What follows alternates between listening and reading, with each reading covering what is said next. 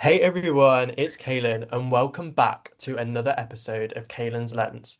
Today's episode is with someone that I have known for an incredibly long period of time, even though ironically, we barely spoke throughout most of high school.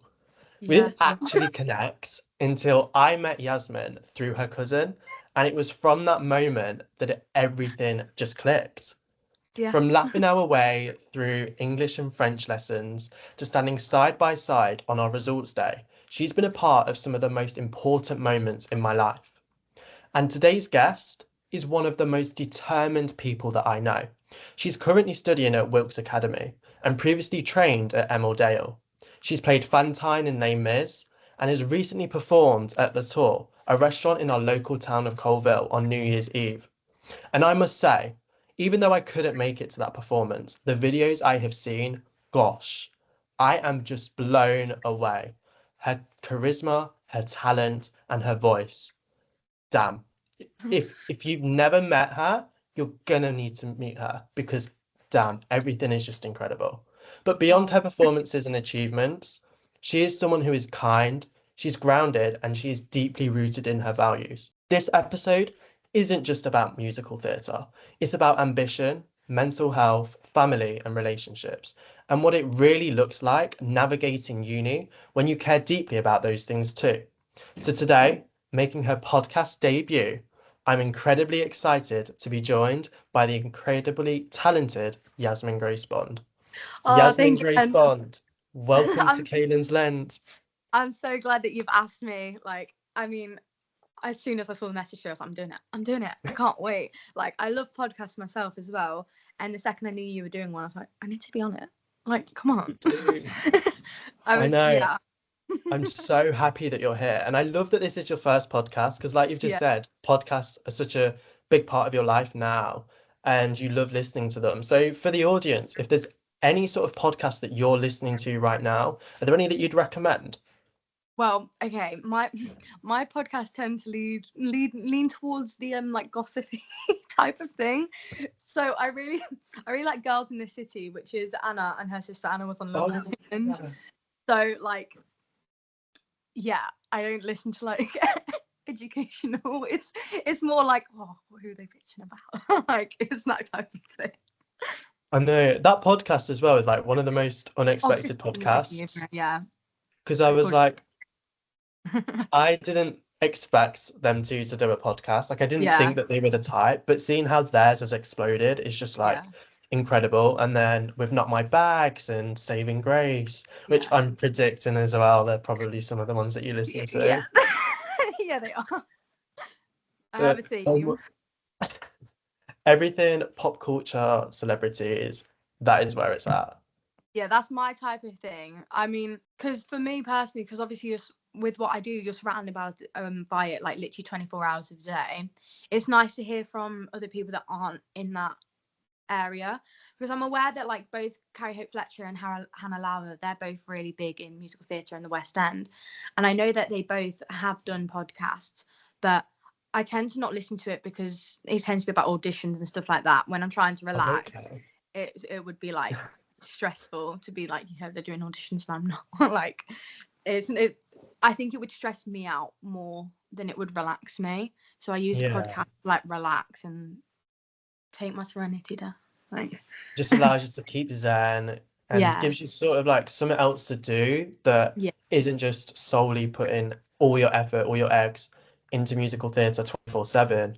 And it yeah, gives you that sort of like breathing room, which for me is just like that balance. It yeah, allows that correspondence of like, I know that this is the path that I want to pursue, but I also have all these other interests as well. And like that is completely fine to give myself that time to allow myself to do that. And I also wanted to ask is how is musical theatre? How's the degree? How has the kind of past 2 years been? well, okay, so it's been really great and I wouldn't change it for the world. Like, I'm very glad that I've chosen this pathway, but one of the biggest misconceptions about musical theatre is it's easy. Like, I'll come home and my parents, not only my parents but my brother, like my friends, how's it singing and dancing? I'm like, yeah, okay, I guess that's what I'm doing, but it's incredibly difficult. My particular schedule at Wilkes Academy. On Monday, Wednesday, Thursday, Friday, I'm there from 8:30 till 4:30 with no like intervals in my schedule. I mean, we get a lunchtime. We're not being run down that much. We get lunch, but there's no like free periods, which is something I had to adapt to because last year at Emile Dale, for my schedule personally, I would start technically earlier. Like my first lesson would start at 8 o'clock and I'd finish at 5 p.m. So there's a half an hour either way. But I could have like 2 hours worth of frees in the middle of the day, which means I would sit down, like do theory work and stuff. But to be fair, I think personally, I prefer the no freeze in the middle of it because I'm keeping my momentum going, keeping my energy up. But for someone else, those frees in the middle of the day might get them through the day, like because they've got those breaks. So it really depends what's for you. But yeah, and then on our Tuesday at Wilkes, that's when we have our theory, so we've got a whole day for it. But yeah, they're very different in like how they approach their training. Because honestly, last year, like I was enjoying it. I would never talk bad about the school. Like the school itself knows what it's doing. But for me personally, I feel like it probably wasn't geared towards someone like me. Whereas Wilkes Academy is more so what I was looking for. It's more so what I wanted, and I'm thriving now, which is great. Because if you'd asked me last year, I probably would have wanted this time. What month are we in? January. Okay, not quite now, but from September to December, if you'd asked me this time last year, my dream would have been to stay there. And then January something changed. Then February I had to re-audition. Oh, So wow. yeah, so you do a foundation and then you have to re-audition for the course. Oh, So I think it was February time, yeah. And to go back in, because I'm going to be completely honest with the fact that I got a rejection from them, to go back in after that as well makes it incredibly difficult.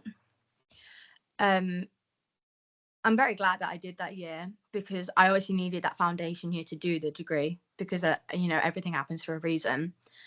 But it was very, very hard, especially because we had, I want to say, over 80 people in my year. And these statistics probably aren't exact because I don't know what everyone's outcomes were. But from what I could figure out, about 5-6 people that I know of off the top of my head directly got accepted their degree box, their letter. And then maybe 6 or 7 more people got taken off the reserve and then got onto oh, degree. wow. And then everyone else, as far as I'm aware, got rejected. So the success rate from the foundation onto the degree was a lot lower than we were expecting. And I mean, naturally, it took a lot of people back because you spend time in a place, you're probably creating certain expectations, and then that happens, you've got to walk back in and keep going with your training like you've not been rejected by the teachers teaching you. In that essence, I think that shows the determination and grit of you because it's like you went to a place, you thought that that place was the place for you. You thought, oh my God, this is the institution. I fell in love with it. And then something changed. Something happened in your mind where you were just like, you know what? Maybe this is something different. Maybe something else is to happen that is to lead to a better outcome. And I think having that grit, like you said, going back in the next day to the teachers, to the students, where you're in a room with probably some students who did get in, who, and you obviously don't know who they are or if they have shared it, etc. But it's like, I know that this is still the path that I want to pursue, and I'm going to do whatever I can do to get to the place that I want to be. And in the end, it's kind of led to the best decision that could have ever happened in terms Yeah, of being at Wilkes, being in a place that aligns with your values, aligns with how you want to actually work. You know, you want to work all day and not have the break because it allows your mind to sort of stay in that mindset of where you want to be, how you want to be. And I feel like that's just an essence of who you are, is having that grit, having that determination. And it's something that I would probably say is like one of the biggest strengths in musical theatre, because if you haven't got it, you're not going to be able to get keep, through, yeah, essentially. Like you're not going to be able to pursue it. And yeah, so for anyone that is considering musical theatre, if you had one piece of advice for them, what would it be and why? Okay. My biggest piece of advice is genuinely, and I mean this from the heart, that the rejection normally isn't because you're not talented enough. 9 times out of 10, it's not because of that, it's just because you weren't right for them. Certain schools have a certain look, they have a certain type of student that they go for, like all the students at Arts Ed are very similar, all the students at Mountview are very similar, all the students at EDA are very similar, and you might not just fit their bill. And if you auditioned in February and someone in January auditioned that looks like you, that's your height, that sounds like you, they have to essentially cast a year and have a variety. So you could literally get rejected because they already have someone like you. So my biggest piece of advice was just, if you really want to do it, don't take it to heart, because it's a business that you're going to hear no more than you hear yes. So you can't look at it all and be like, they don't like me, it's a problem with me. Work hard and work harder and see if you can get better, but don't beat yourself up, because you'll never get through it. You'll absolutely send your mind into the gutter, like into shit. Oh, am I allowed to swear? Yeah. Yeah, okay. Yeah. Into shit. Like, you'll just absolutely do yourself over if you do that. So Wow. no, really, yeah. Wow. I'm just taken aback. I just think having that sort of like mindset, it takes a lot. Like it takes a lot because there's gonna be days where you're crying by the Yeah. sounds of it. There are gonna be days where it's like, oh my God, I wish I just was living a different life. I just wish that why is my life like this? And don't get me wrong, I have those days like Yeah. even now studying law, and it's just like, oh my God, get me out of here. Like just get me on a nice holiday. Like that's all I Yes. want. But no, like I know what my purpose is. I know what I was born to do. And I think having that from yourself, like at such a young age, knowing that this is the purpose, knowing that this is where you want to be, got being and dancing at Storm ever since you're a young girl, Yeah. and still with being with Storm now, as obviously you approaching in adulthood Yeah. and going into your 20s, I think it's all about knowing where you want to be, knowing the steps to get there, and accepting that rejection is key. Yeah. And I think having been rejected, I think it's the greatest lesson that anyone could ever have because Yeah. it teaches you so much. Yeah. Well, the rejection, like at the time, it feels like the worst thing in the world. Like you're staring at it, and everyone has that flicker of, what did I do wrong? Where am I going wrong? Like, but it just kind of puts things into perspective, because as you said earlier, like if had that not happened, I probably wouldn't have done my Wilkes audition. And the feel, like even walking into the building, for me, this place is for me. Like it's just perfect, and I never would have had that opportunity had I not had the no. So it does all work out. But I mean, you just have to find the place that clicks. Like, don't pick the school that has the big name, because there are plenty that have big names. But if you walked into that audition and you didn't love every single second, don't spend the next 3 years there. It probably feels like that for a reason. Like, just pick the school that made you feel wanted and like you were meant to be there. Because I had that feeling walking through those doors, and I'd like to believe everyone has that feeling. Maybe I'm lucky, but I had that feeling walking through the doors where I was like, this is it. I'm going to be here.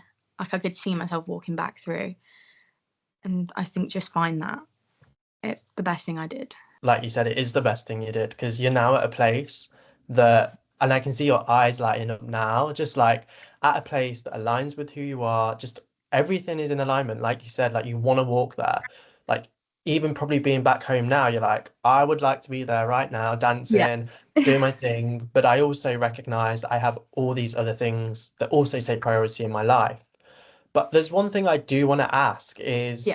in terms of obviously I know you're back home now, but how has being away from home over the past couple of years, how has that kind of affected your mental health? Is it something that has bettered it in a way, being having your own independence, or do you think it's kind of gotten not worse, but it's been difficult to adjust to? Well, I have two different answers for the 2 different years. This year, the girls I'm living with two of the girls, and they're literally like angels. They are beautiful people.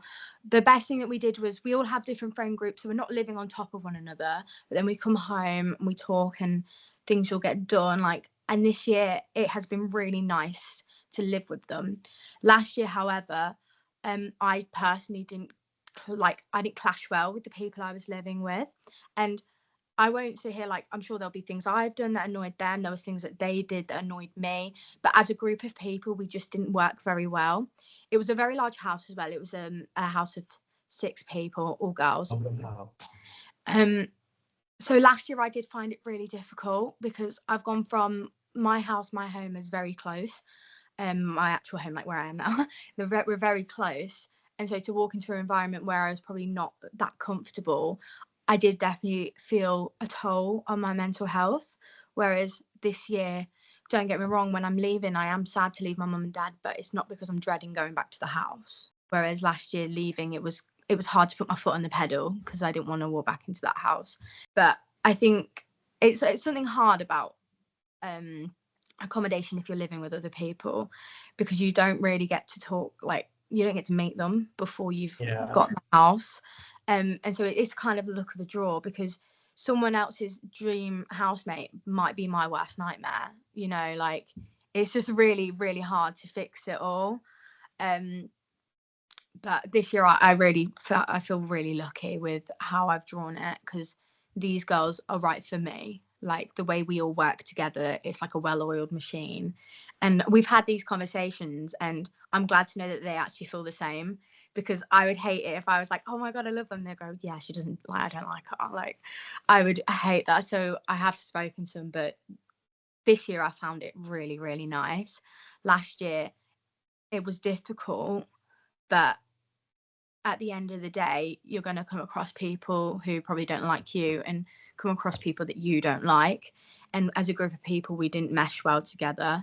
So it was hard last year. I'm going to be completely blatant about that. But I'm glad I did it, because if I didn't do last year, I wouldn't get this year. Exactly. So yeah, And it all works. And I think the way you like encapsulated that was like beautiful, because it's like at the end of the day, you're not going to be able to choose who you're with. And I think it's having that courage and that determination that I know that I don't like these people, which is kind of my situation now. Like I like Right. them, but I don't really click. Yeah. Like it just doesn't mesh. Like I'm very like I need to be very clean, tidy. They're like very opposite. So it just Yeah. doesn't ever align. But I think it's having that courage, having that determination, like you said, to go through it, Yeah. experience it. Because at the end of the day, it's teaching you so many things. It's teaching Yeah. you this is not the way that I want to live my life, but I know how I want to live my life. And I know that I'll find people that want to live my life the way that I live my life too. Yeah. And I think if you didn't go through that experience, you wouldn't know what was on the next door. Like you wouldn't Yeah. know what's through that next door. And I was on sort of like Facebook when everyone was like moving in, and I saw the photos of your new house, and I was like, this is so Yasmin coded. Like the Pink. colors, the pink, like the bed, like everything. It was like, this is so Yasmin coded. I was like, I could see like everything had fell into place. Like the Yeah. house looked amazing, Thank but you. also as well, it was like your parents were there too, helping Yeah. you along the journey. And I know you spoke about how close you are as a family. Like I see that you, your mum, your dad, your brother, your boyfriend, like it's just Yeah. such a well-oiled machine at home and at uni. But on Yeah. that, do you feel like you experience homesickness as a result? I definitely have felt homesickness. Last year it was probably stemming from a different place of I don't want to be there. Like, and then this year it's probably just it's not as prevalent or prominent is the right word, because I am really enjoying it. I do get homesick, especially when we've got like a longer term. I was quite fortunate in that the first time I came home quite a lot. Like I was always saying yes to things like my old dance school Storm, they did a show, and I was fortunate enough that they were like, oh, come sing in it. And so I got to see everybody. And so I kept having commitments that I was going back for. But then the second half of the first term, I didn't go back as much, and I could definitely notice the weekends where I wasn't going back or someone wasn't coming to see me. I definitely felt homesickness, but I think the best way to like counter that is to either like figure out what you want. For me, it was to go talk to my housemates or like message my friends. Like I've got this beautiful friend. His name's Byron. He's got the sweetest soul. And so my thing was, I need to like message Byron, or I need to message my best friend Freya. Like, and Freya was she's also far away, so. But then for you, it might also be that you want the time alone and just to sit in your room. But I think always have something. I have this this teddy, and his name's Bondy, and I've had him since I was like I've had him since I was like 5 or 6. He's older than me. He was an anniversary gift from my dad to my mum, and then I got him. And I have him, and he smells of home. So this might be a really strange thing to say, but have something that smells of home. Because like you can't, as much as it would be easy to, can't just always drive home, because it's part of it. Like if I want to do this, I'm gonna have to spend time away. But hugging Bondi that smells of home makes it a little bit easier. And I mean, I hate to put like a lighter switch, but or you could be driving and you could break down on the Yeah. motorway, potentially. I mean, On your that could first time happen. alone. I know, so those events could happen. Oh my God. But Oh, I think just on that whole sort of like perspective, I think from it, the essence is just be you, be yeah. authentically you. Like you're gonna feel every emotion. You're gonna want Yeah. to cry. You're gonna want to Yeah. scream when you're going down the motorway, or you're gonna want to just, let it all out Yeah. because it's Did you emotion. say It's speed how when you going down the feel. motorway? What did you say? Did Sorry. you say did you say speed going down the motorway? I don't know if I said speed or cry. Okay. Oh, Well, oh if you no, did, scream. I I said wasn't. scream. I'll scream. Okay, I I said wasn't scream. speeding. Oh I yeah, was no, like, no, guys. I She wasn't was. speeding. I think I said I was scream. doing the opposite. I was going 5 miles per hour. Oh my God. But literally, like the whole essence, like you said, is just having that one thing.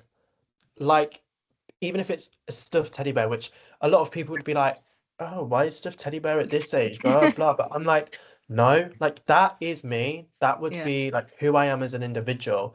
And I'm like, you're never going to take that away from me. And if that Yeah. one item, that one thing that's a legacy, like we all speak about how close the family is, that essence just shows how close the bonds are because that is a legacy. Like that is a Yeah. legacy. And I think if you didn't have that, obviously a lot of it would be harder. It would Mm, be harder because you haven't got that smell. But yeah. being able to find those coping mechanisms in a way of like hugging that teddy, messaging your friend Byron, messaging your friend Freya, you know, Yeah. doing things alone. And I think that's a power. Like nobody likes to do things alone nowadays. Everyone's Mm, like, we need to be with our friends 24/7. Social media portrays this whole thing that everyone has to be together all the time. But yeah. like you said, being alone is one of the greatest things that you can do. So if you want to speak more about like what it was like to spend those times alone and what did it actually Yeah. teach you? Well, it's really glad that like you brought up being with other people, because I think that was a huge mistake I made last year. I mean, big house anyway, but we essentially like we lived on top of one another. Like we were the friend group, so we'd go in and we'd spend all day together, and then we'd come back and we'd have dinner together, then we'd watch a film, and it all sounds quite idyllic when you say it out loud. But realistically, there's only so much time you can spend with people. Like that's just the thing. Like that, there'll be things that I've done that definitely got on their nerves. There's things that they did that definitely got on my nerves, and I think it's really important to find that time for yourself, especially when you're doing musical theatre. I mean, even when you're singing a solo, you're singing it in front of your whole class. Like, you don't really get time alone. So find it for yourself. Like, being alone for me, I'm more of an ambivert. I like being with people, but I need my time to myself as well.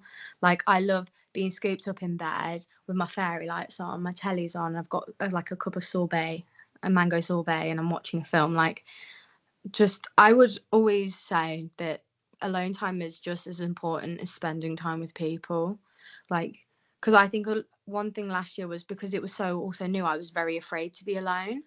Like I was like, I can't sit in my room because then I'll just be sad, which unfortunately became my reality once everything went down. But um, I think if I'd approached it differently, the ending may have been different. So if I wasn't so afraid to be alone, I would have spent some time on my own, spent time away, and then come back to it. You know what I mean? But I think always just find those moments where you can be solitary. And I think being solitary, like you said, it's just one of the greatest powers that we have Yeah. because having that time to just be with yourself, be quiet in your own thoughts, but also having that self-care, like watching that TV show that you probably wouldn't have been able to have watched with your housemates, watch that film with the fairy lights, having that candle in that whole entire like environment that is you. I feel like it's just the greatest sort of like gift because, like I said, everyone is just wanting to be with everyone, and your daily schedule in musical theatre is outrageous as it is. From 8 till 5, you got to be in that one place. You have the odd free when you're at Emmerdale, and obviously now you don't. And it's just like, I want to leave you all. I just want that break. I just need time for myself. I love you all. I love you, but no, like I just want that breathing space. I want that time to just decompose. Not like we're dying, but Yeah. I just Done. need that time to feel independence. I need that Yeah. time to just do my nails, do my routine, do my skincare, do everything. And I think if you don't give yourself that time, it can probably lead to higher burnout, higher ill tolerance to other people, and you're just going to come out of it way worse because you're not going to be able to give yourself attention to other people when you're back home because you're Yeah. like, I'm so mentally exhausted from everybody else, from having to spend all my time with other people and all their drowning thoughts. And it's like, no, doing this now will save you so much pain later because Yeah. you're able to maintain those relationships whilst you're at home and devote so much time to those people. And so upon that, I think the next like real thing I want to ask is like, what would you have to say to someone right now who is probably gone through what you have gone through, who has experienced those struggles with their flatmates, who isn't really clicking and they're clicking, but they just want that time alone? What would you say to someone right now that is struggling silently? I would say, oh, that's a hard one. Mainly, always, if you're, the problem is that you're alone, but you're not meshing with the people you live with, call someone from home. Because I mean, for me, that always helped me, like being on a call for someone who is familiar. And don't, I mean, so much easier said than done because I definitely took it to heart, but try not to take it to heart because sometimes people just aren't your people. Sometimes they're not for you. And as like hard as that is, that's okay.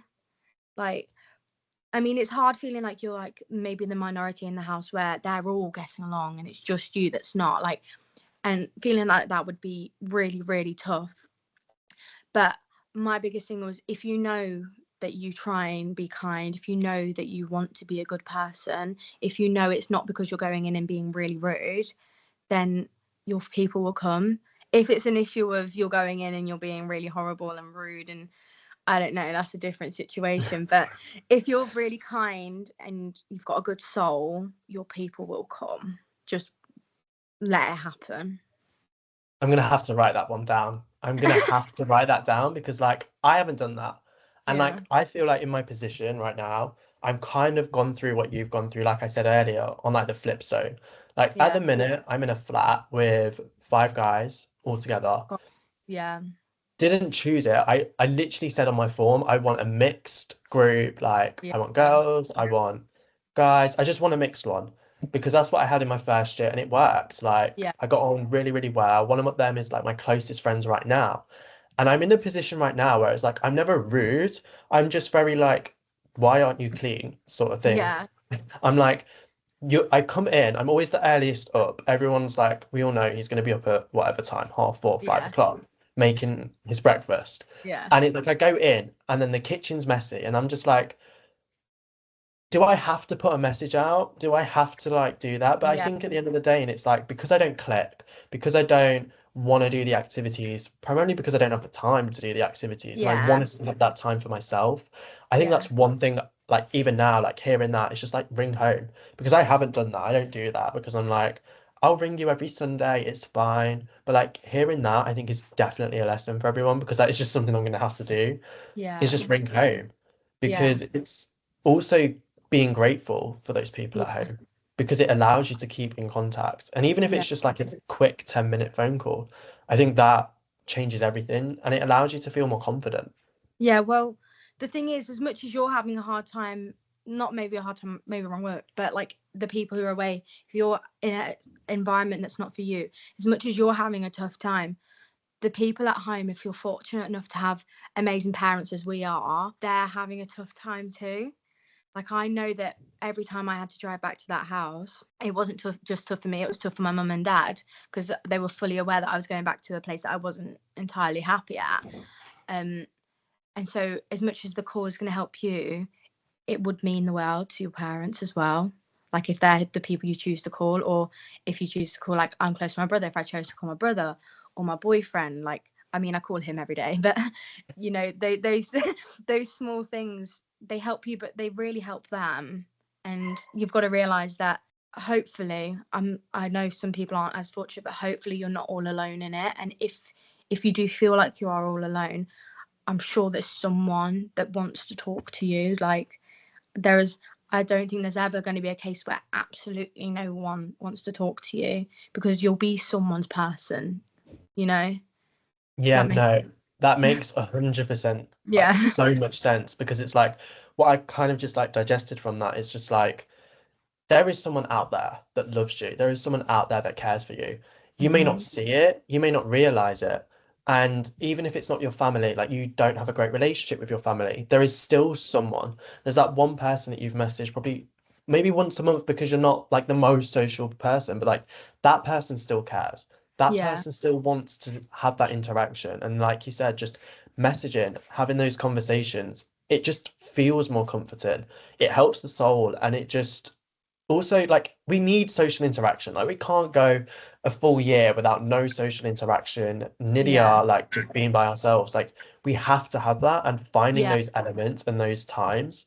And I think as well on that, just like one thing I've admired from like this entire conversation is just how close you are to your family, like the deep connection. Like when you're feeling bad, your mum's feeling bad, your dad's feeling bad, like it's a whole like emotional like sort of collection of Yeah. feelings and thoughts.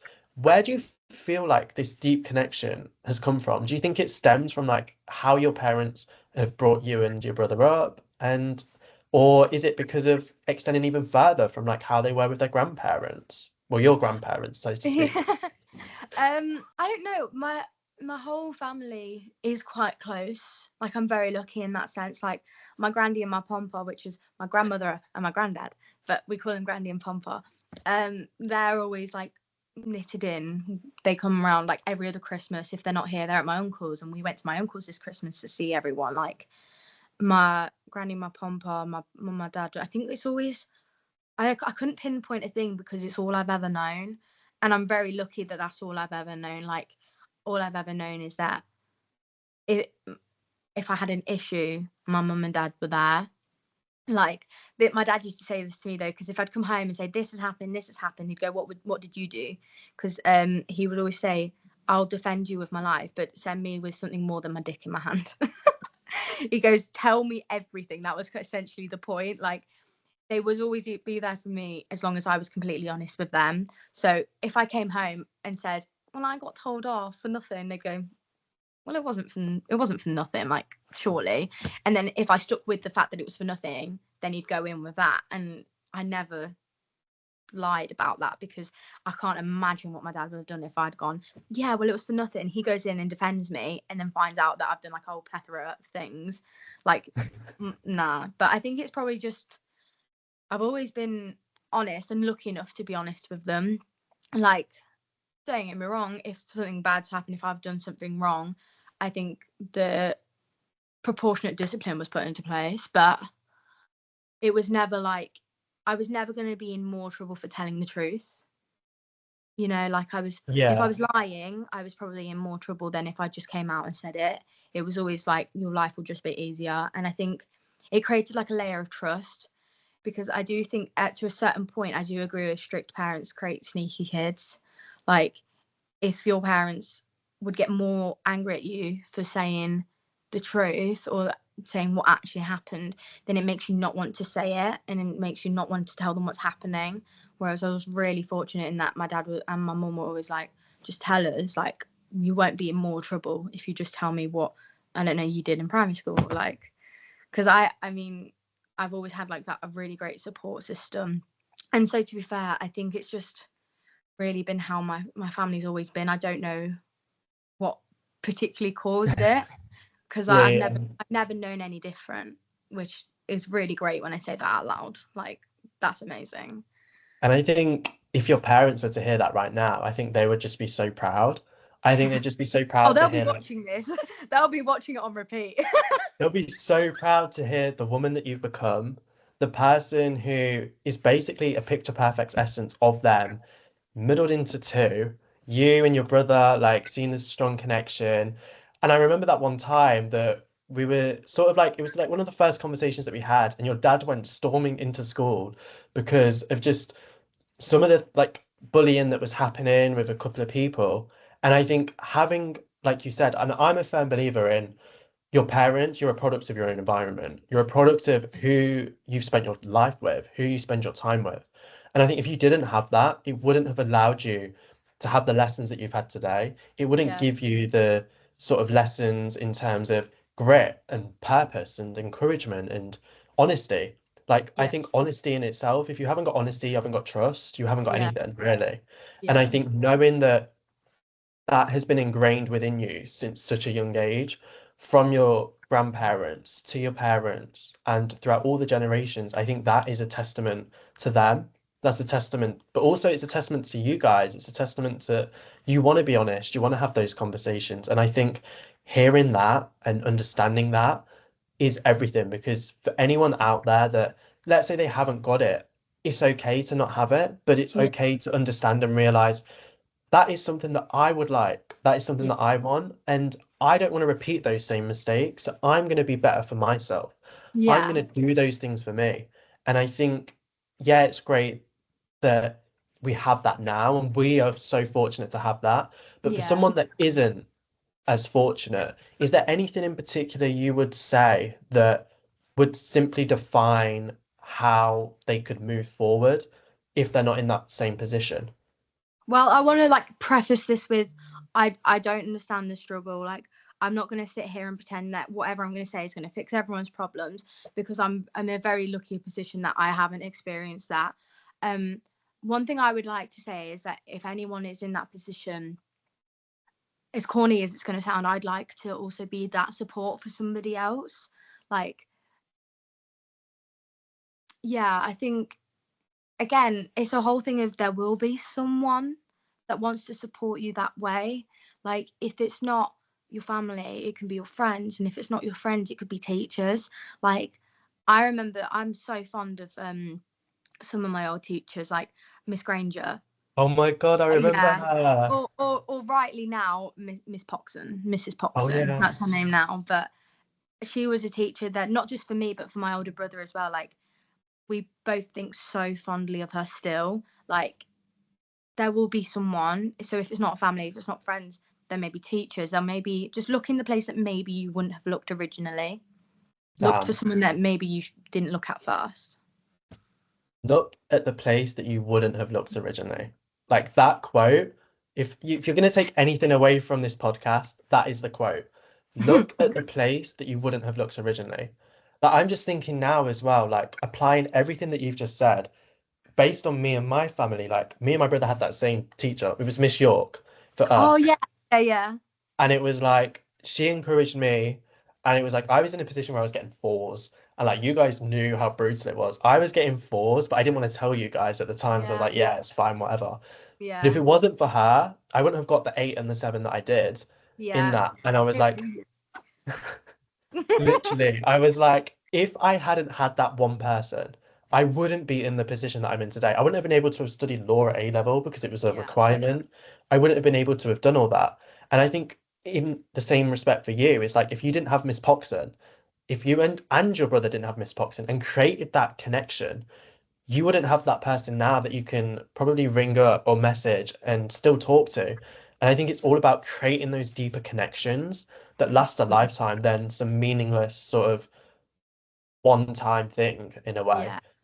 Well, because I remember, I think of Mrs. Poxon very fondly, because even just stuff like seeing her in like a supermarket when I've come back, or we saw her at B&M the other day with her 2 kids. Like, her kids are grown, which is wild because I remember her going on maternity leave for her Literally. first child. But it's just like little things like that where maybe I've moved on and moved past it, but it's nice to remember that she was there. Like, especially, I think it's so perfect that she was also a drama teacher. Like, that works out so well for me. But it's just nice to thank the people that were there along the way, because I think you can get so caught up in like everyday life that you probably don't remember like everything that helped you get there. And I think I'd like to be this more daily. I'd like to be more grateful, because sometimes you can get so wrapped up in what's going wrong, you forget what you are thankful for. And it sounds so corny, it sounds so like like inspirational TikTok, but I do want to be more grateful for my everyday, because at the end of the day I probably have something that I'm incredibly lucky to have, and it's okay to feel lucky about that, and it's okay to be happy and thankful about it. Exactly. And I think like even that in itself, like one of the things that lives within me is the quote, there's somebody out there that has literally just broken their leg, and you're sat here complaining about the life that you're living when this is the life that someone would be dreaming of right now. Like Yeah, that to me in itself is just like, whoa. And everything you've just said is the essence of that quote. It's like, I am very lucky, and I'm never gonna say to anyone like I don't deserve what I've got. Like mm. I have my dues, but I also need to pay my dues back to the people that have gotten me to the position that I'm in today. Like Yeah, this isn't a overnight success. This has took time. This has yeah, took a lot of work. Like I remember the days where it was like every Monday night, every Tuesday night, you were at Storm, you were working your arse off to even remotely get to the next position, which was A levels, but then also to get to the next position that you're in now at Wilkes. Like it's took time. It's not an yeah, overnight success. Like everyone has in this idea that, oh my God, they're an overnight millionaire. Like, oh my God, Molly May became an overnight success. Like yeah, she took a lot of work to get to the position that she's in. Just yeah, like for you, you've made a lot of work throughout your entire life to get to the position. And there's a lot of people along that way that have gotten you there. And I think, yeah, like you said, gratitude, having gratitude for those people, being grateful for the thing that they did for you and paying that back is yeah, simply one of the strengths. Because even if we link it back to earlier as well, it's just like they're people that you can talk to. yeah, They're people you can reach out to if you ever feel alone. And I think, in an essence, it's like, I know what's got me here, but I know who got me here. yeah. Well, I mean, I definitely would like to expand on that. Is you're allowed to feel like upset and stressed, and don't ever feel like I wasn't trying to like. Obviously, your stresses and your feelings are valid. Feel them, don't suppress them. That's not like the thing. Like, don't shove it down. That's not it. But what you can do if you're looking to feel like make yourself feel better is to look back on who's helped you. But again, there's nothing wrong with, because I do this all the time. There's nothing wrong with just sitting and having a cry. Because you know what? I cry when I'm angry. I cry when I'm overwhelmed. I'm crying when I'm sad. Like, I cry. And that's my release. And there's nothing wrong with literally just sitting there and going and releasing. Because I think another mistake that I did make personally last year was I didn't let myself feel sad. Like, you can feel sad. Yeah, there are other things in the world that are worse off than what you've got. And if you want to make yourself feel better, think about that and think, well, look how amazing this life is. But if you want to just let it out, just sit there and have a cry, because it can also make you feel just as good afterwards. You know, 100%. like, I yeah, literally, I think like as well, like you said, feel sad.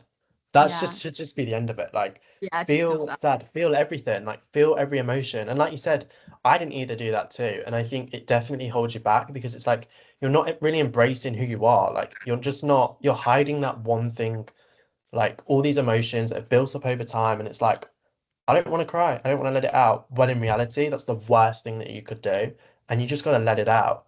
Like, Yeah, let it, let them. And then it's like, let them judge you. If people are in the room or people are there, let them judge you. Let yeah. it happen. Well, Let the thing is, at the me end do of the the day, thing if that is like for me. at the end of the day, if someone's judging you for feeling, they're probably not a person that you have that support system in.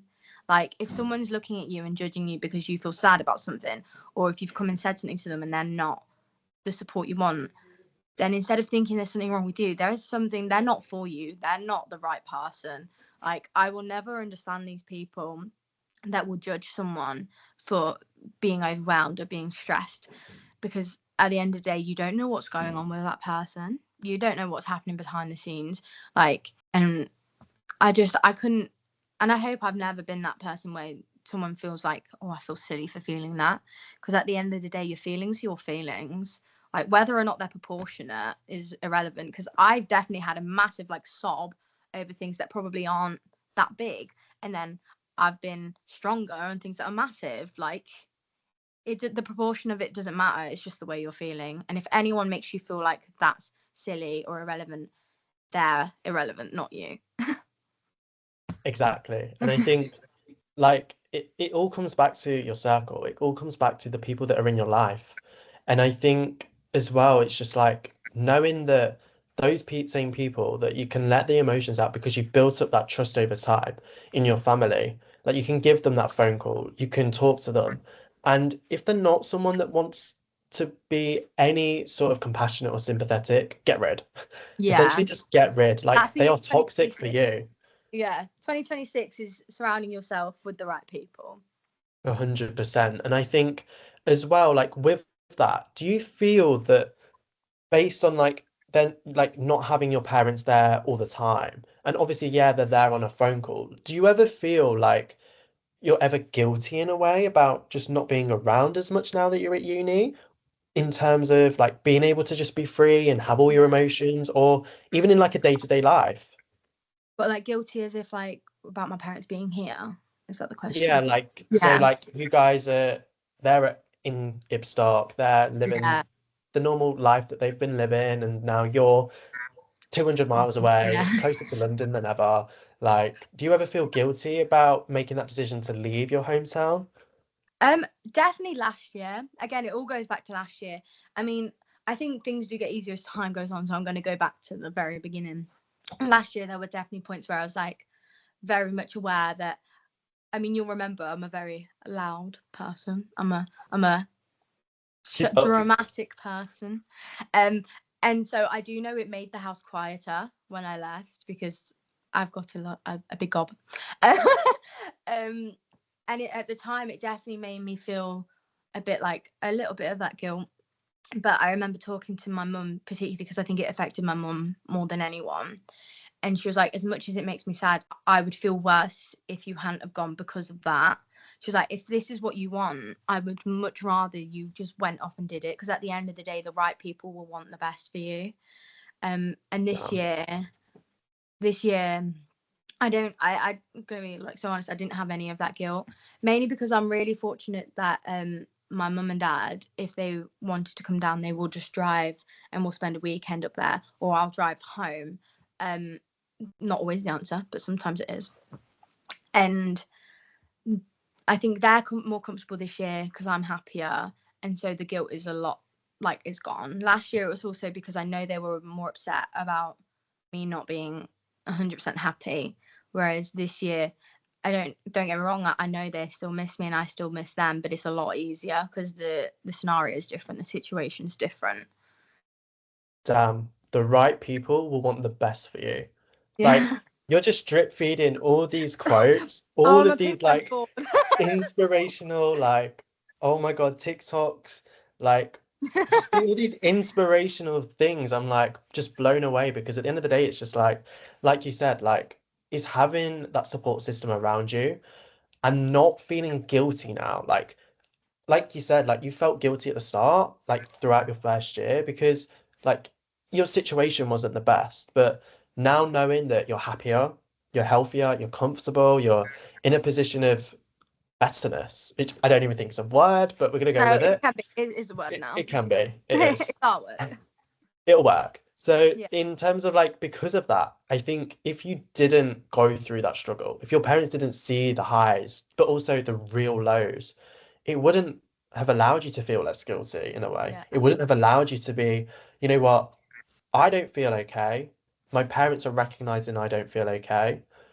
But then on the flip side, I feel amazing, and my parents relieve that stress as well. They feel Yeah. that relieve that worry, and I think being like it all goes back to transparency. It all goes back to honesty because if you're not honest with your parents about how you're feeling, then you're not gonna remotely have that sort of like connection in a way Yeah. that allows the feelings to be mutual, allows the feelings to be just very like transparent with each other. Like you Yeah. guys are like, it's very clear that as a family, like you all speak about your emotions. You all Yeah. speak about whether your dad's pissed off or whether your mum's feeling a bit emotional one Yeah. day or whether your brother's annoyed you or your boyfriend's pissing you off one day. Like Yeah. it just is very much so who you are as a core, as an Yeah. individual, shapes everything. Yeah, definitely. Well, I mean, I've said the word fortunate and lucky about like I bet you'd be a millionaire for every time I've said it, but I do think it's very true and honest in that because I'm very much I'm not under the impression that everyone has this. I'm very much aware that I'm incredibly lucky to be landed with the lot I have. Like my mum and dad were the perfect mum and dad for me. Like, and the chances of that are very like they're great, but the chance of that happening, maybe not, because I know there are people that don't get along with their mums, whereas my mum's one of my best friends. And so like my heart also goes out to the people that don't have that because I couldn't imagine not having it. But I mean, they've just shaped me into who I am. Like they're very good with just they've always said, just let us know like how you're feeling. They've always been honest with us growing up as well. Like I really respect my dad particularly because he's been very honest with the fact that men cry. Like you could go onto his Facebook and there's a video of him driving to see me last year in the house and he was like tearing up and he's Oh posted it wow. and he's posted the fact that he was crying and I still believe that there's still this stigma around men 100%. feeling sad and my dad's just a great like representation of the fact that you can cry. Like my dad visually is probably quite stereotypically like masculine. He's 6 foot, he's got a beard, he's bald, like he's he's the stereotype of masculine, but then personality wise, like he likes football as well, but then he's not afraid to show what would be stereotypically feminine. Like he likes drama, he loves taking me to Shakespeare, he now likes musicals because of me. um whereas he didn't used to, and he's posted himself in vulnerable states, and I really respect that because especially for a guy, and he's 55, so a guy at 55 who grew up through the 70s and the 80s, that's probably not the easiest thing to have done, and so I really respect my dad for that. And I think get us all a Mr. Bond. Get us all a Mr. Bond because I think, like you said, there's a stigma. There still is, and everyone doesn't want to say, oh no, but like, yeah, men can cry, this and that. It's bullshit. It's like Yeah, this stigma is just you're the still just worst thing because at the end of the day, I grew up in a place where you would be like called names if you're a man that cried. Like, I called a remember being wuss. bullied, literally. Yeah, I remember just being bullied for having emotions, or I just think we're in a place right now where this stigma has to go. And I think your yeah, dad is the epitome of what it means to be a man. Like he is yeah. the Oh, definition of a man. Like so sweet. he is someone that shows everything, wants to Yeah, show everything, because at the end of the day, there's probably someone out there that feels the same way that he does, that's feeling that yeah, emotion. And I think if he didn't do any of that, that person might not be remotely encouraged to feel the emotions yeah, that they want to feel. So I think it's a very sort of like reciprocal relationship that you have because at the end of the day, like it's giving you the courage to speak in a platform of honesty because you've had that father figure that's honest about every single emotion, all the yeah. highs and all the lows. And I think that's a definition of a man. Like your dad is the definition of a man. Oh, he'll love that. Yeah, he's just been, especially because I mean, he's raised me, but I think it's been very important raising a boy as well, because he has been he raised Lewis, obviously. um, and to be fair, it probably won't have affected me as much as it will have him, because I mean, as much as people would like to say otherwise, we will have been in very different environments for a boy and a girl, and unfortunately, those structures are still there. It's part of life. And so he would have been surrounded by a very different environment than I am. But to see that my dad was still like, well, here's me crying, here's me angry, here's how I'm feeling, has probably helped him grow, because he knows that he can say what he's feeling. But yeah, my dad is just, he's literally my rock. Like, I love my mum and my dad, but like my dad is a complete rock, because I know he's gone through things where, I mean, it's the same thing of, you're not everyone's cup of tea. He's definitely not everyone's cup of tea, especially like I'm not everyone's cup of tea. He's definitely not everyone's cup of tea, but he's been very open and honest with the fact that if someone doesn't like him, that's okay, because it was something that I needed to learn growing up. Because I was an outspoken child, I was loud, and there will be people that don't like that, and I needed to hear from him that, you know what, fuck 'em. Like, Exactly. he always said to me, it's like, there are people out there that don't like me, but at the end of the day, I like me more than I like them. And Wow. yeah, he's just, it's incredible. And I'm really fortunate to have a dad that doesn't like comply with the masculine stereotype, like visually, and what his interests are. He's probably very stereotypically masculine, like, you know, I've described it all. It's a very much a stereotype, but then he has all that, and yet he can still cry. And I remember seeing it on Facebook when he was driving down and he was crying, and I did think, why have you posted that? But now I'm thinking, no, it's very good, because there'll be other dads that, because I think it's very accepted for women to cry mainly. So 100%. the mums that feel upset about their children going to uni, they have that platform to say it. Whereas the dads, probably, they might, even if it was just one of the dad that saw, well, you know what, John's crying, so I can cry, and it's normal.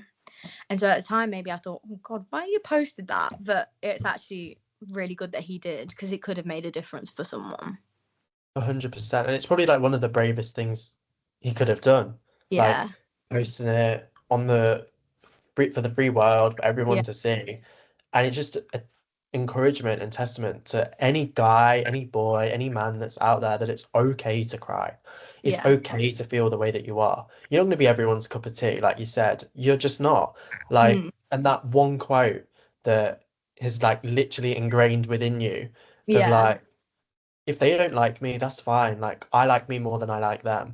yeah, And I think if you're not comfortable with who you are, it doesn't allow you to just be brave. Like, you yeah, have to become comfortable with who you are as an individual, who you are as alone, and what your hobbies are, what you like to do. Because I think we all try and fit into this stereotype, like as well, being bisexual, like you've got to have this whole stereotype of like you yeah, can't like sports, you can't like football, you've got to like drama and all this and that. And I'm like, but I like both. Like I yeah. like watching Man U up to Dan.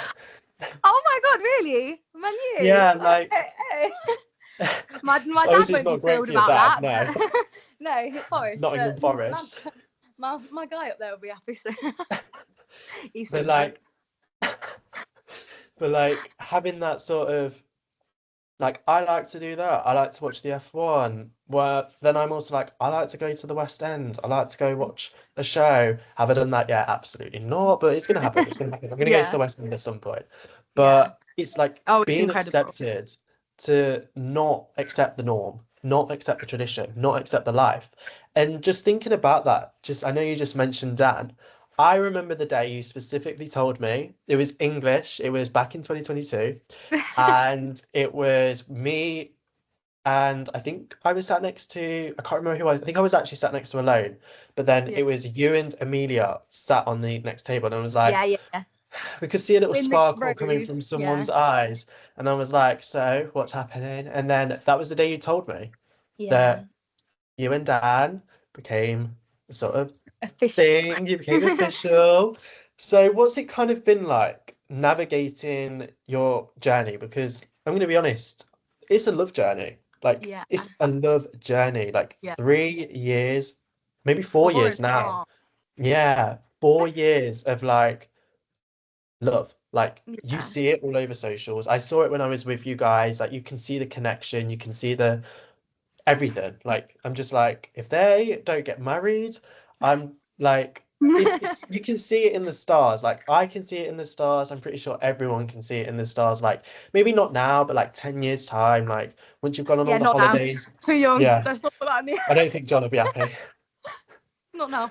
Um, Like, how's Sorry. it been navigating that journey at uni as well, like doing long distance? Yeah. Well, I mean, in the very beginning, like way back in 2022, there's only a month difference between me and Dan. So I'm August 2020, the 2025.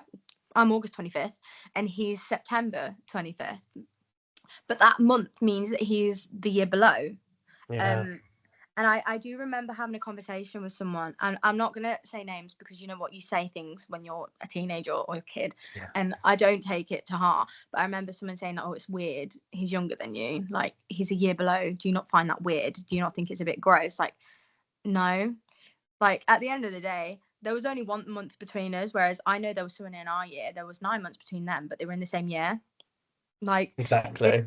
all irrelevant. So I think the biggest thing is essentially just ignoring other people, because there was also a point where we were in a friend group and everyone else in that friend group also had to come to terms with us now being in a relationship, and so we did affect other people, but that period of time was difficult, but they got through it. We're all good friends now.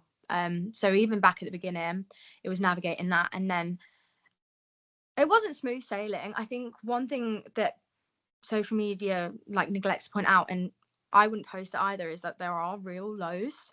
Like, it's not, as much as I post loads of happy photos, it hasn't been that for 4 years. Like, we've had our moments. Everyone has your moments. It's part of a healthy relationship. You don't get along the whole time, but the important thing is to think about what is wrong with it, if it's worth, if it's like a detrimental thing to your relationship, or if it's something you're working through. So that's another thing. Don't just give up because it gets hard, because it won't be easy. Like, I know my grandparents, they've been married since they were either 16, 17, or 17 and 18. So really young. They're both in their 70s now. Wow. Yeah. And I, Um, I've spoken to them both, and they've said the same. They're like, you're kidding yourself if you think it's going to be easy, because things come up, life happens. So, I mean, I would always say that if you're ending a relationship when it gets tough, then take time for yourself and build yourself to where you can be in a relationship. You know what I mean? Like, because it takes time, it takes work, it takes energy. And then coming to uni, last year was definitely harder than this, because it was the first time doing it. There's a first time for everything. And I could definitely see an effect on him when he knew I wasn't happy, which, I mean, it's lovely that that's how much he cares for me, but it was also hard to watch that, because it's someone you love and you know you're having an effect. One thing that we do personally is we FaceTime every night, and then we fall asleep on FaceTime. So, aw. because I'm so used to having someone else in the bed, like the bed can feel big when you're used to spending the night with someone. And so we fall asleep on FaceTime, and then if you wake up and it's ended, you call them back, or 9 times out of 10, you wake up in the morning and they're still on the other end. So that's something that we started to do, which made me feel a lot better, because we got to a point where we spend like an insane amount of time with each other. Like, this works for us, it might not work for anyone else, but we alternate whose house we're spending at, so we know we can see all of our family, but we are always really together. If I'm home, we're together. And so it was nice to have that FaceTime thing, because it was quite the shift for me, because and for him, we spent loads of time. Whereas this year, I mean, we already knew what to expect when I was moving. Like, we knew the shift, the change that was happening. But this year it was also easier again. Everything goes with your environment and your circle. But I mean, the best thing about this relationship is not only have I grown, but I've watched him grow. That sounds so corny. Oh my God, I'm so corny. But I watched him grow up as well, because we were 15. I mean, we're 20 this year. Like, a lot happens in that time. And everyone always says, well, don't commit young. You're going to ruin your uni experience. I'm like, I wouldn't have it any other way. Like, I'm not ruining anything. This is my choice. Like, if you consider having a partner ruining your uni experience, then that's not your person, because No.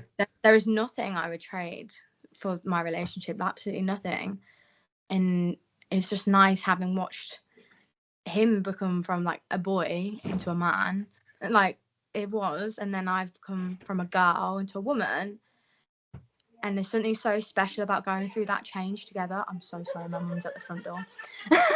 But there's something special about that bond, because you go through like points of your life that most couples don't. The same with my grandparents. Like, they have that bond because they went through a period of time, especially when it would have been less accepted, because I think it was something like one of them was Protestant and the other one was Catholic, and Oh, that was wow. a big thing. Like, Yeah.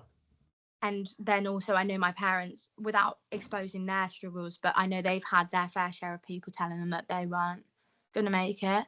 And so I think, having watched two couples so in love, like, I'll see if there's a photo of my pompa dancing with my granddie recently, and he looks at her like it's the first day he's seen her, like, and Oh, just wow. being surrounded by that all the time has definitely taught me what a partner should be. And I'm very lucky that I feel, I mean, whatever happens, but I feel I got it right so far. For what I needed in the past few Yeah. years, he's been what I've needed. And I mean, I wouldn't say, I think loads of people are like, your partner should be your everything. I love him like he's my everything. But again, they shouldn't. Like, you should also have your own life. You have your own friends. Like, and I think me moving away is probably something we needed, because over that summer before, I think we spent every day together, which I Okay. loved it, but there's only so long that can continue. Like, he needed to go to work, he needed to see his friends, because he's got two amazing friends. Well, he's got more than that, but those are particularly Yeah. close to him. He's got two really close, amazing friends. I needed to go away and meet new people. So love them like they're your everything, but also, like, don't get yourself lost in it. And I think that's something we've done very well, in that we've managed to not like lose ourselves in the relationship. We're still two people rather than just boyfriend and girlfriend. Like, he's more than just my boyfriend and I'm more than just his girlfriend. And I think for us that really, really works, and it's why we've managed to stay together as long, because I think I don't know what the statistics are, but it is very like highly unlikely that when you're 15 you stay in a long-term relationship. 100%. So something's right. Something's going right for us. Something is definitely, because I'm like, you just feel safe. Like, Yeah. you feel like, even on the FaceTime calls every single night, that is your safety blanket. Like, even if you can go like the whole day without speaking because you're both so busy, you both know, and you're both comfortable, and you're both safe together, because you're like, I know that I haven't got to think about what everyone else is saying, what every outside voice is. I know how comfortable I feel with him. I know how comfortable I feel being with him. And I know that there's going to be that time where we come back together. Like, Yeah. we're going to see each other face to face in a couple of months, in a Yeah. week, in a couple of weeks. Like, we're going to spend that time together. But right now, this is what I need. I need this Yeah. FaceTime call because this is my comfort blanket. This is what Yeah. I need. And it's finding those things. If you're in a relationship, God forbid I'm not, because I just have no idea what I'm like, because I just haven't experienced it yet, which Yeah. is fine. I think I'm just not in the position right now, but Yeah. And who that's, knows? you know what, And like, I think that's the best thing to say, like, accepting that, because I do know um that it can become, like, for certain people it can just become, oh, it's easier to stay. Like, I had a friend that was very nice to what's the word, trust in me, like open up to me, and it came, her relationship became more of a oh, it's comfortable, it's easier to stay. And it's okay if you're not in a position for a relationship, because again, that is something that you see online a lot, that like, oh, I'm in love, I've got this, we've got engaged, we're having a baby, and there's probably a partial expectation for the people who aren't there to be in one. But it's completely fine. And I think, I know you said like, oh, I've never been in one, but at the end, you're 19, you're 19, you're a June baby, aren't you? 19, yeah, Yeah. July. So yeah, July. I've never been any good at birthdays. But you're young. Like, and everyone is like, oh, I need to do this, I need to do that. I think there's actually, I respect it more when you know where you need to be for you. Mm. Like, you're told online all the time that you're supposed to be in a relationship, but realistically, no, because for you in this point in time, you've got more important things. Like, you're doing a law degree, you want to study abroad, you've moved away from home. They're more important, and that's fine. Like, and it might just be nice to hear someone say, that's fine, you don't need to be anywhere else. Like, Just the inspiration just keeps flooding in. Like I said earlier, just like that is fine. Like it is fine to feel the way that you want to feel. It is fine yeah, to not say that, like, yeah, of course, like deep down, yeah, I'd want a relationship, but right now, it's just not the right time. Like I have so many other things. And like you said, it's what's a priority to you. And it's like for you, because of the position that you're in, it's a priority. Like you yeah, prioritize him, he prioritizes you. It works. The connection works. Like your family love him, his family love you. I see that like all over socials. Like, and I get it. Like, yeah, everyone portrays the great moments, but like you said, it's not always easy. There are mm, hard times, and I know social media does a shit job of portraying that because I'm yeah, like, I always pop up and I'm just like, guys, on like influencers, and when they're like, this is the perfect thing, but like no one speaks about the hard times. No one speaks yeah. about when you're arguing and you've gone to bed and you're on an argument or something's happened and Well, actually, we have one good rule, and I absolutely love this. And I know like plenty of people have this rule, is just never go to bed angry. So if you are, I mean, obviously there will be situations where the argument's bigger than being able to be solved in like a 2-minute conversation. But just for us personally, it's worked that we've never gone to bed angry. And if the other one tries, you just keep waking them up. You just keep waking them up. Like, I remember there was one thing, I think I was just being a bit stroppy, and I was like, well, I'm going to sleep. And he just wouldn't let me. And the same vice versa. There was something, and I was like, no. Because I think it's something really healthy, because for us personally, some people need to sleep on it and feel the situation. But for us, it works because I think I'm a big overthinker.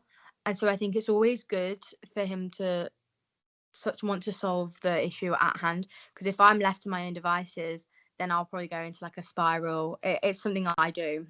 I'm a really bad overthinker, and so for us to deal with it there, not let it like stew, works perfectly. And so, but then the other people, it might mean that you need to sleep on it and spend that time and then come back with a fresh head.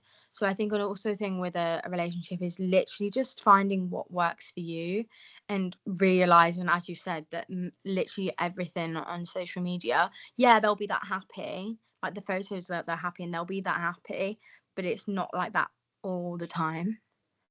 And I think it's a massive misconception that it is, like, because obviously no one's going to post, oh, I've had an argument with my boyfriend. Like, that's not going to happen. But it's just using like logic to be like, okay, but it's not always like that. And you need to know if you're in the space for that, yeah, everything. I'm just repeating myself now. But no, I just think it's perfect. I think everything you said is like perfect. For like if you're in a relationship right now, it's having those conversations, it's being honest with each other, it's being like, I want this, but I also want you to give me this, and I'm prepared to do this for you. And it's just having yeah, that sort of like mindset of like, we both want this to work. We know it's going to work, but it's being honest with each other about each other's wants. It's about having that space and that time to argue, and it's healthy to argue. Like I yeah, love having an argument with my mum. Like yeah, God forbid, just love the occasional argument because I'm like, it's healthy. I love pissing off my little brother. Like it's healthy. It's healthy to have arguments with everybody. And I think if you don't have the argument, it can kind of just be detrimental because you're just kind of going to let things build up over time, let it simmer, and then it explodes and it yeah, happens, and you just say something that you're going to instantly regret and that might even just be unforgivable. mm, And so having that like sort of mindset that you guys have had from such a young age, let me just add, like 15, like these individuals, Yasmin and Dan, were 15 when they formed a connection, and they were mature enough to have these honest conversations from that start. Like that is a testament to them. That is a testament to their parents, both Dan's parents, your parents, of how they've raised you both, because it's like honesty. It's just like trust. And I think if anyone's to take anything from that, it's just be honest, have those heartfelt conversations and do the things that makes the other person comfortable. Because like you said, like you're an overthinker, and even the smallest things might lead you to like overthinking in the worst case possible scenario that you could ever Yeah. think of. Yeah. And don't get me wrong, that happens a lot as well. It's just like I thought of one thing and then you think of a completely different. And it's just respecting the other person and being open and honest to who you want to be, how you want to be, and where you want to get from it. And what, at the end of the day, is life. Life is that. Life is being honest. Life is having those heartfelt moments. And I think you guys are the testament to that. I think the connection that you have is just the testament to do that. And I think from that, I think university's strengthened it. It hasn't Yeah. tested your relationship, it's strengthened it. Every lesson, everything along the way, yeah, there've been tests, but it's not a test, it's a strength. Yeah. And I think it's definitely strengthened yours. So if there's one thing that you could think of right now, that if you could tell that 15-year-old self, what would it be and why? It would, I mean, again, I'm gonna go corny. I'm being really corny today. It would probably be like look around and live in the moment. Like I remember being so excited for this point for going to drama school. And that's okay. Like I had something to look forward to. But just like the day like we all went bowling. Do you remember Oh that? yeah, Like I remember that. I remember just looking around and being like, wow. And just have more of those moments. Just let yourself feel it. Maybe have like you don't always have to be thinking of what comes next. Just be thankful of where you are and be happy with where you are. Because I mean, I mean, it probably comes from determination, but I spent a lot of time thinking of, okay, how do I get here? How do I get here? How do I get here? And my mind's going 100 miles per hour. And I do, 100%. and I do just wish I maybe had taken a second to just be thankful. Because I mean, as much as we're not a close group anymore, just having those moments and being thankful for you guys then. Because I remember that day, and that was the first time I did that. I really slowed down and looked around, and I just thought, I'm surrounded by incredibly brilliant people that I know Oh, that even though we're not as close anymore, I know that I probably could message any one of you and it'd be like it was. Like the same as we started messaging the other day, I was like, well, it feels like I've been texting you the whole time. exactly. And we need to keep it up now because Yeah, we do. I've missed you, mate. Like, I what? have.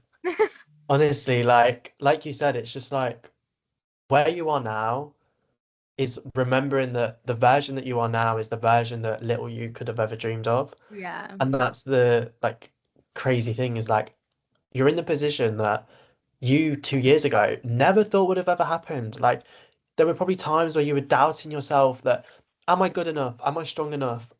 Facing imposter syndrome. Like everyone who says, "Oh no, I don't have imposter syndrome," it's bullshit. Yeah. Everyone It's, has imposter syndrome. yeah. Like being in the position now and being grateful, and I think you experiencing that lesson at 15 is just like crazy. Like I couldn't have even imagined like the thought and that feeling on that day because I didn't even know this. This is the first Yeah. time like I heard of it. Like Yeah.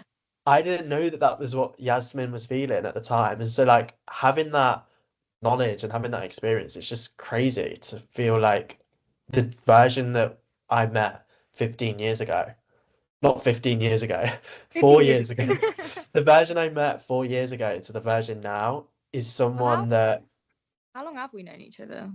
How long ago? 'Cause 4 years? Yeah, yeah, we've been good friends for 4 years. Because like I yeah, knew of you, but it wasn't really the same. exactly. I was like, she's a part of the cool kids, I'm a part of the. Oh, you did not think that. That's so No, sweet. I was like, there was like basically, guys, there was like Wait, these three different groups. There was yeah, like the really, really chavs, then you had the druggies, and then you had kind of like the popular girls that everyone thought, like that was where you were. You were in like that sort of like the popular group of you, girls that were you in know like what? Though? tutor group Like, G, and it was like all of yous, and I was like, yeah, it was always. oh, Well, I mean, I was very again like really.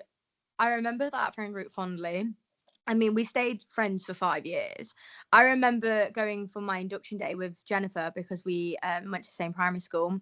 And then we were sat on the desks together. And I remember starting talking to Naomi. And then Naomi introduced me to Emmanuel. And then Rebecca gets into the conversation. And then that was like, I literally remember forming that friend group on the induction day. And then we came back on the first day.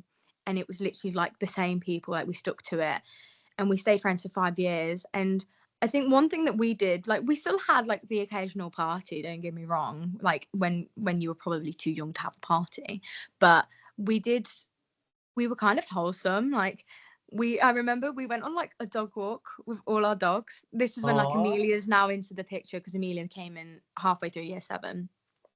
And we just took all our dogs on a dog walk and had a picnic. Like I think that's why that friend group worked so well, because we did things that maybe we still had the parties, that was probably the social thing to do, but we just did things that we thought would be nice. We didn't really stick to, well, we're 14, 15, we have to go drinking. Like yeah. we just did wholesome things, which was quite nice now I think about it, because I don't think that's many people's high school experience, because you either get like the partiers or like the studiers, or whereas we got the best of both worlds. Like we all really tried at GCSEs, like we all studied hard, but then it was also really amazing that we'd come round to mine and have like a party. And then the friend group, as much as that wasn't the friend group I ended with, I will always think of them fondly, because that was a big chunk of my life. And then moving on to the friend group with you, Lydia, and all that, like I wouldn't have had you guys had I not had them first. And so I'm thankful for them for all of those things, but I'm also thankful for them because I got you out of it. And like Exactly. everything happens for a reason. I genuinely believe that. Like I think what's meant for you will come. Like I've got in our kitchen at uni, and they used to be in my bedroom last year, and actually someone made fun of them. But it was, I forget what it says, like protect your aura, and like one of them says, I'm so lucky everything works out for me, which might sound like out of context, that sounds a bit like, oh, but what I mean is just a reminder of like, I'm so lucky, like, and I have them up in the kitchen. They were in my bedroom last Oh, year, and I remember having them in my room, and I put them up, and one of the girls walked in and was like mocking them, and I thought, well, actually some days those quotes on that wall get me through the day, so there's nothing wrong with that. Maybe no, it sounds a bit corny, but if corny gets me through the day, it gets me through the day. exactly. And I'm like, fuck you. Fuck you to that person. Like, I'm not being funny. Like, if Yasmin wants to have that, she can have that. Like, that is her thing. That is who she Yeah, is. Like, it's my protect process. her aura. That is the thing that gets her through the day. Like, respect that and don't like be judgy about it. Like, and I think, like you said, like, if you hadn't have gone through every single experience you had gone through, and like, I guess I don't know if you are the same, but like living life with regrets. I don't really tend to want to live life with regrets because No. I think every season is a lesson and every Yeah. lesson teaches you something for the future. And Yeah. like you said, if you hadn't gone through that friendship group and then you hadn't moved on to our friendship group and formed the incredible friendships that you did there whilst maintaining those other friendships, like if you hadn't have gone on that journey, it wouldn't have gotten you to the position now where you've made incredible friends at Dale that you when you were there, and then you made Yeah. incredible friends now at Wilkes, and Yeah. you've still got your lifers from Storm. Like you have all Yeah. these incredible people. Like every lesson is a journey, and it's on that Yeah. journey that you're just finding where you want to be and creating the person that you are right now. And I think it's just a testament to your mindset. It's a testament to who you are to the core. It's a testament to everybody around you. I think it's a testament to where you also picture your life because if you don't know where you want to picture your life, that's fine. But it helps you along the way because you find the Yeah. people that want to help you. And I think Yeah. at the end of the day, you just have to be yourself, be Yeah. authentically yourself, Yeah. protect your aura, protect everything Yeah. because you are the lifeline. Like you are the Yeah. one for yourself. And I think you couldn't have said it any better because at the end of the day, like that's as simple as it is. Be you, be who you are, be authentic, and everything will fall into place. Yeah. Well, I mean, it's definitely something I learned from you. And like when we started Oh, being friends, because I mean, you might have felt differently because I don't know what goes through your mind, but I remember you being just so unapologetically yourself, like talking to you, and you were who you were, and I knew exactly who you were, and we had the same, like, I knew what was going to come out of a conversation with you. Like, you just were you, and whilst that might have been hard at the time, and I don't know what was going through your mind at the time, but I remember looking at you and just thinking, I want to be friends with him because he knows who he is. He knows what he wants. And that's okay. Like, because I didn't talk much about musical theatre because obviously the friend group, they weren't interested in that, which is fine. But you also taught me that it's okay to talk about yourself. Like, you can talk about other people, but at the end of the day, you can talk about yourself. And there's a big thing of like, everybody wants you to be confident until you are.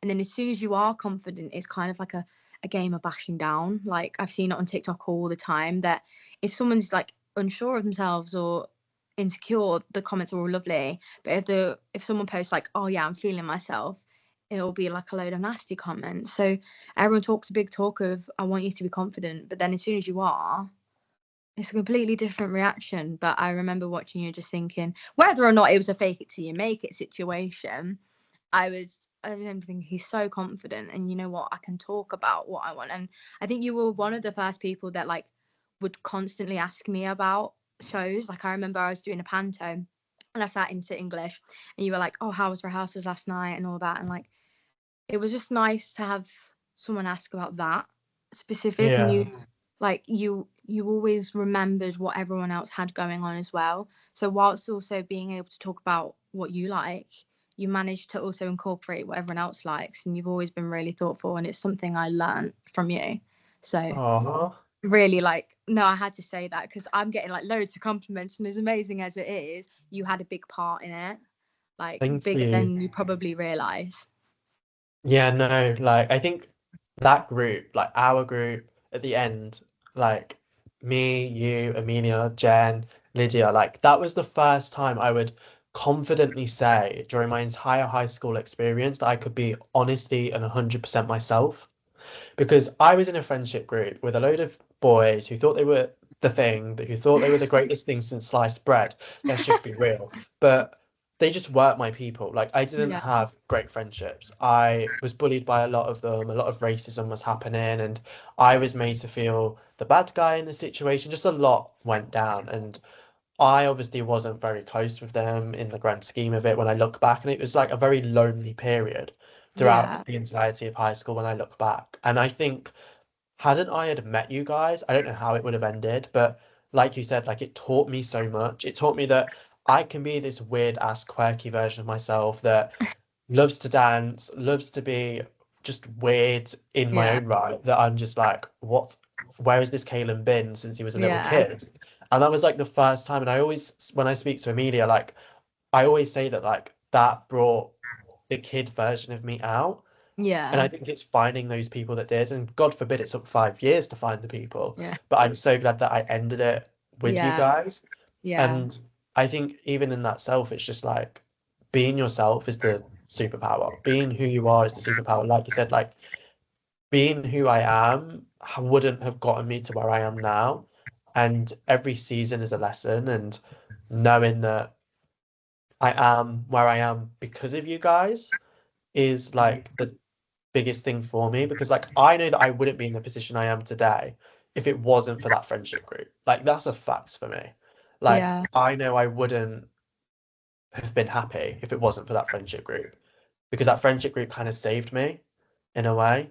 And so because of that, it's just like it's a testament to you. It's a testament to Amelia, to Lydia, to Jennifer, to Jack, to Josiah. Like yeah, to everyone else, it's a yeah, testament, and I'm like very grateful. And then like it goes all the way to the back, like being grateful to those that were there right when we were speaking about Miss Poxon and Miss York. Like it's going back to being grateful yeah, for those that got you to the position that you're in today. yeah, And I think it's a testament to our growth. It's a testament to our journey. It's a testament to who we are now. And on that note, I feel like that is like the perfect point to sort of like wrap up. So yeah. for the end of every episode, I kind of like to do a little rapid fire, just some quick questions. So Yeah. the first one is So what's the quick, one thing? Yeah. What the first one is what is the one thing that you are grateful for right now? it's corny. Literally everything. I can't pick. Literally everything. I'm thankful for drama school. I'm thankful for my home. I'm thankful for my friends. And I couldn't pick anything out because it wouldn't do the other thing justice. That is the perfect answer, to be fair. That is like the best answer. I couldn't just pick anything out. What is one thing that you're excited about for the future? Um, I'm very excited not to just get through my training, but to go to auditions for shows and get that experience, and then hopefully get that show that says yes and do a show, because I love doing shows. Like when I was 14 and Les Mis, I know it was an amateur show, but I just love every second of it, and I can't wait to get that because it's what I'm working for. And you will get it. Like 2026, like I see it happening in the next few years. Like all the training, well, everything will fall into that. And I see you on West End, even Broadway. Like I see you going to the States. Like I see it happening. Are you happy and are you at peace? Yes, very much. Like everything that's happened over the past year, it needed to happen because I've lived like a particularly like maybe like sheltered life, quite luxurious in my own little bubble. And as much as those struggles again aren't compared to anything else that other people went through, it was my first taste of probably less than perfection, you know? Like life hasn't always been perfect, but I've always had it particularly easy, so I needed that to help me grow. So I'm at peace, I'm happy. That is like the best thing to hear, is you reaching that position. What is one habit that has helped you that has been consistent throughout your entire journey from musical theatre to just day-to-day life? Like what's one thing? um Probably like having a laugh. That's so like easy to say, but one thing that probably helps my family be so close is we take the piss. And that's one thing that's always been there. Like you could be in absolute turmoil, but if someone makes a joke about it, we all I know it's not for everyone, but for us it makes it really funny. And just those kind of jokes have always been there, and it makes a light-hearted version of the situation. And I think that's just like everything. Like you can have a laugh, but you can be serious at the same time. I Yeah. think that's just what everything you could ever look for. A bit of a weird one that we haven't really talked about like habits or anything, but like what does your morning routine look like? Because I'm very like I've got to have a consistent morning routine whilst being at uni. What does yours kind of look like? Well, mine's shifted now, to the point where I can get the most sleep. So I now get up at about, what time do we leave the house? Wait. Yeah, so we leave the house about 10 to 8, walking. So I probably get up at like 20 past 7. I have my phone, I move it over, put something on YouTube, do my hair and makeup, do my teeth, and go, because everything will be prepped the night before. Like I'll shower, I'll do my lunch and everything the night before so that I get the most amount of sleep. Oh my God, you do your lunch? Oh my God, that's like the first person that I know that does their lunch as well. Like everyone just goes Yeah. out and buys like a takeaway, and I'm like, guys, I just literally make my wrap. I'll do my whole pack up. I'm like, Yeah. it's not The that thing is serious. for me, that's too spenny. We're students. Literally. Oh my God. So thank you. Thank you for joining me for today on Kalen's Lens. Thank you for being such an incredible guest. I hope you guys as listeners were able to hear everything that Yasmin said with such perfection, with such like every lesson that Yasmin has given. I really hope that you use it, whether that be from family life, whether that be in relationships to musical theatre. I am truly blessed to have met this incredible woman that is becoming, is growing every single day, that is blossoming from this little girl that I remember 4'11", Still you that know, height, unfortunately. Still there. from high school to now university. I am incredibly blessed and I am incredibly honored to have had Yasmin as a guest. So thank you, Yasmin, for your honesty, your openness, and for sharing your story so thoughtfully, from family to your boyfriend, Dan, to everything Yeah. about your journey from Emmerdale to Wilkes. And thank you for listening to Kalen's Lens.